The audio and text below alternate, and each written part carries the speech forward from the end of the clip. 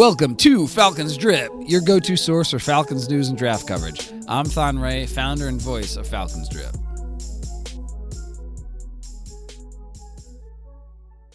And welcome back, everybody. Last week, we went over the first half of the schedule and our record predictions. This week, we will finish out the season. We went last week with a 6-3 record from Kyle, a 7-2 record from me. My losses coming from Detroit and the Vikings, where Kyle also had those two losses, plus a loss to the Tennessee Titans. So with that, let's just jump right into Week 10. So Week 10 is versus the Cardinals at 4:05 p.m. on CBS. And Cardinals are a solid team. They obviously got Kyler Murray. So I'm going to pull up some stuff and you can give what you want to give on them real quick. Yeah, I think for me, this should be a game we win. I think the Cardinals have kind of been down. I've never been a big believer in the Cardinals, and I've never been a big believer in Kyler Murray, to be honest. That being said, he is super talented and can completely take over games. So if we can't contain him and he does kind of go off, that's how we lose this game. But that being said, I think we are better in every other area of the field. I think their weapons are better. Not their weapons, their wide receivers are better than ours. Mm-hmm. I like our running backs better. I'd much rather take Algier or Bijan over James Conner. I do like James Conner, though. Our offensive line is significantly better than theirs, and I think that's a big factor. They have good weapons, too, though. DeAndre Hopkins is always solid. Marquise Brown is good. Zach Ertz is still there, I believe. So yes, he is. Good weapons for them offensively. Their offensive line is in shambles. So I like Atlanta to win this game. Now, just talking about defensively, their defense has some solid players and a lot of players who never lived up to expectations, like Isaiah Simmons, Zach Collins are two guys. They're two linebackers who are, slightly different, but really haven't lived up to the first round pedigree. They also have a first round bust in LJ Collier. Yep. So just a lot to work on the defense. I know they brought in their new head coach as the defensive coordinator from the Eagles. And if you remember last year, the Eagles defense was not last year, 2 years ago, when he just started with the Eagles defense was subpar, and it took him a little bit to kind of figure it out and get the kinks out. So if they are good, I don't expect it to be next year. So I would have this be another win for Atlanta. Yeah, they did get some solid players through the draft, though, with BJ Ojulari, Owen Papone, Cottrell Clark on defense.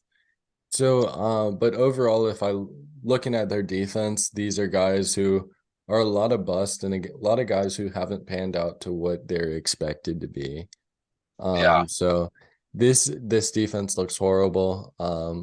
I say Falcons win. They got drafted Garrett Williams also, right? They did. They drafted Garrett Williams in the third round. Yeah, he could be a stud, but he was hurt. He can't bank on anything yet. This should be a win for Atlanta. Okay, so let's move on to Week 11. And that's our bye week, so we'll move straight into Week 12 with New Orleans. New Orleans at home on Fox. So I'm going to say Falcons win this one. And I think they win the home game, then they lose the road one versus the Saints. I'm going to go they win this one and then lose the next one versus the Saints. I'm going to say we lose. I'm going to say we lose this one. Okay. I think that similar to you, I think it's two very close teams that know each other very well. I think that our defense will just kind of starting to hit their stride, right? But I think it's always a tough game in New Orleans. Or not in New Orleans, with New Orleans. And I think they're going to come out with feeling like they got something to prove. Because I think at this point, we will have a better record than they will. and I think they're going to come out hot and really want to give it to us. Yeah, So 100%. I think I agree. I agree. I think we do. I think we split the games. I think in week 18, I think we'll take a win there. Yeah, So so that's what I think. I would give us. I think we do split games, whether it be we lose this one and win in week 18 or win both. Derek Carr is as of right now the best quarterback in this division. Their offensive line is solid. Mike Thomas is good. Alvin Kamara probably won't be there, but they've still got a good run game with whoever they have, and they've kind of shown that with Mark Ingram, Latavius Murray. Their offensive line makes up for that. And defensive line is also solid. So with a good overall defense over just everywhere. So yeah, 100%. So I think we're both in agreement that we lose to the New Orleans Saints. And with that, we'll move on to week 13, which I'm gonna say I think this is scheduled loss with the Jets. The Jets are just too far ahead at this point in their development of their team for the Falcons to be a favorite to win this game. Am I saying the Falcons couldn't win this game? Not at all. I think the Falcons have a great chance in this game. But I think they're definitely the underdogs if you're looking at this from either perspective. They have to be the underdogs going into this game, and they have to prove people wrong if they're going to win this game. Yeah, I agree that I think Atlanta will be underdogs in this game, but I think that this is the perfect game for us to have an upset. I think there's definitely a chance. If the Falcons are able to win this is probably their biggest win of the season. And I think that Aaron Rodgers isn't going to be. I don't think he's going to live up to the hype in New York. I think the New York media is going to kind of have their way with him. All it takes is for him to have one bad game, and Aaron Rodgers does not take being criticized well, and the New York media loves to do that. And I could see this team completely folding because of that. That being said, if I'm wrong and they're hitting on all cylinders, they'll be a dominant team. Their defense is great. They've got an awesome running game. If Breece Hall's back, they have good. They've got very, very solid weapons, if not great weapons, right? With Garrett Williams and Corey Davis, and they just went out and signed a bunch of guys for Aaron Rodgers, Alan Lazard. But I just think this is a game we go out and we pull up an upset. And I know I've been saying we've won a lot of games through this year, but I think this is one that we pull out. Even though we lose, because we go and we lose to New Orleans the week before, and we come out hot and we give it to the New York Jets. That's my prediction. I totally agree. There's a chance the Falcons could, but as of right now, my heart tells me Falcons win this game, but my brain tells me Falcons lose this game based on what each team has. While I do love both teams, I think Jets just sneak it out. And also I want to mention, while you were saying your stuff about Garrett Wilson, you said Garrett Williams, so I don't want to confuse audience. He meant Garrett Wilson. Thank you. In case any of y'all are confused. So they do have some great weapons. Garrett Wilson, some solid defenders. Obviously Breece Hall will be back from his ACL injury. So that's a big get to have him back, being one of the better running backs in the NFL when he came in as a rookie. So very exciting to see him back. All right. So what's the record? What is our records now? So you're at 9-3. I'm at 8-4. Okay. So with that, we'll move on to the next game in week 14 versus the Tampa Bay Bucks. And I'll let you start first. So for me, this is a division game, I think where, I talked about us coming out and beating the Jets. I do like us in this game, but being a division game, I think that we end up splitting with Tampa Bay. And I think they find a way to squeak one out against us here, whether it be a Mike Evans game and he absolutely goes off or something along those lines. I think Rashad White, their running back, will be really good. And I think their defense, although it was down last year, still has some really stout players. And I think in this game, although it's a very winnable game for us, I think we will be projected to win this game. I think this is one where we do lose to Tampa Bay. Okay, so I also agree with that. I think Tampa Bay is going to take one out of the two because you're never going to go 6-0 in a division.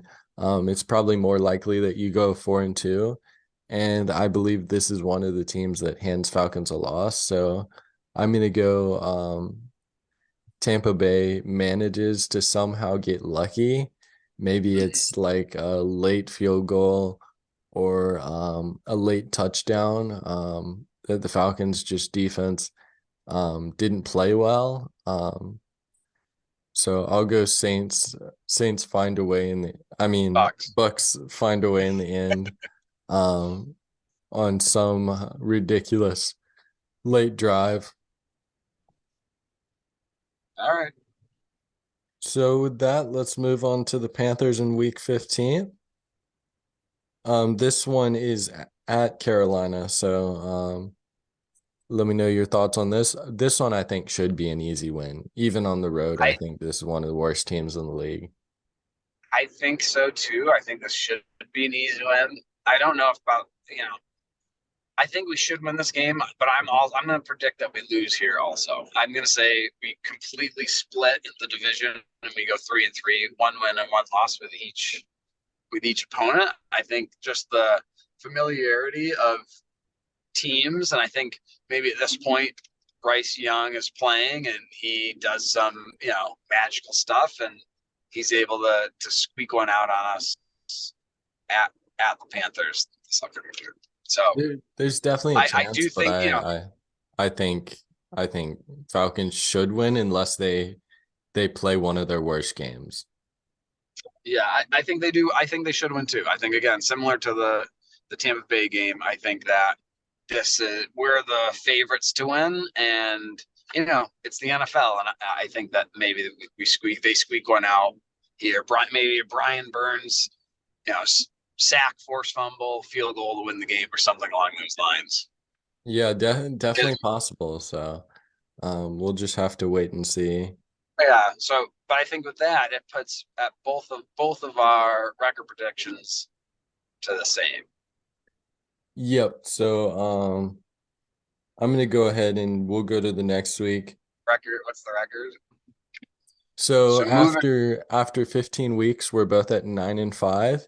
And with that, we'll move on to I'm just gonna batch 16 and 17 together because these are two teams with horrible O lines. And two teams I think we should beat easily. So we got the Indianapolis Colts and the Chicago Bears. And I think you almost can match them together because of what you said. It feels like they're two teams with really poor offensive lines, but freakazoid quarterbacks who can make every throw but don't always. And they're really strong, fast, powerful guys that are hard to bring down.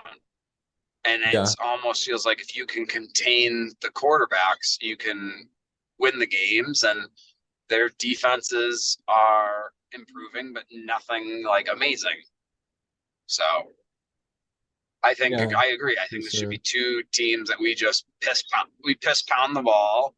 We run the clock out and we wait for their quarterbacks to make mistakes. They're young quarterbacks, right? They're make mistakes, and this is a game where Jesse Bates and Richie Grant really, really thrive. So, yeah, 100%. So, these should be two easy wins, and I didn't want to spend too much time boring people with the details. So Yeah, it's easy games because the quarterbacks are young, the O lines are weak, the defenses aren't there yet. They're at least 2 or 3 years away from where the Falcons are at this point, in the development time span. So I would agree. if the Falcons They do lose have this some game, decent. it'll be devastating to lose either of these. Yeah, and I think too we'll be making a push right now again with the Saints also making a push, not just for the division, but also for playoff seeding. I think we'll be 9-5, and these will be two that we'll need to win. And we just bang bang puts us at 11-5 right off the bat. 100%. And next for our last game of the season, we have the Saints. So this one I'm gonna predict a loss just because Saints are a solid team. They're not great, but I think they can come out beat any team in any week, and they've already seen the Falcons once, and they're at home. Plus, Falcons might have the playoff spot locked in and might not be able to move up in the playoff order. So I think the Mm. Saints win this one. By the Falcons basically not caring about this game and basically getting ready for the playoffs, hopefully. So my thought is that I think for in order for that to be the case, I think we'll have to have a lot more wins than that because I think that the Saints will be pushing us as far because they also have a really easy schedule. But I think that's definitely a possibility.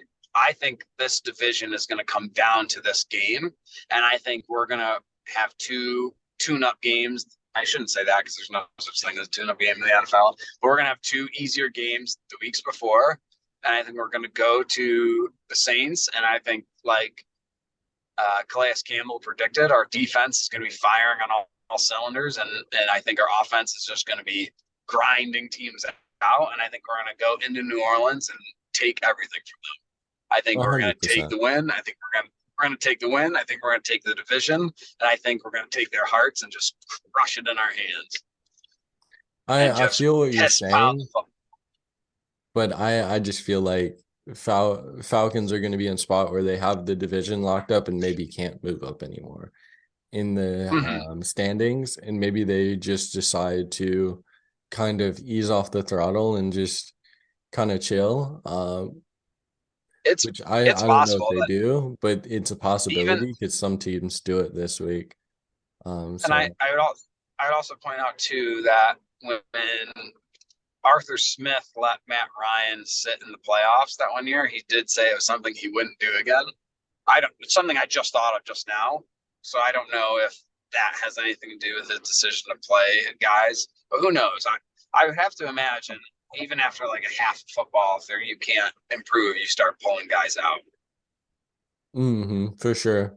We'll just have to see. But right now, after So all 17 weeks, we both have them at 11-6.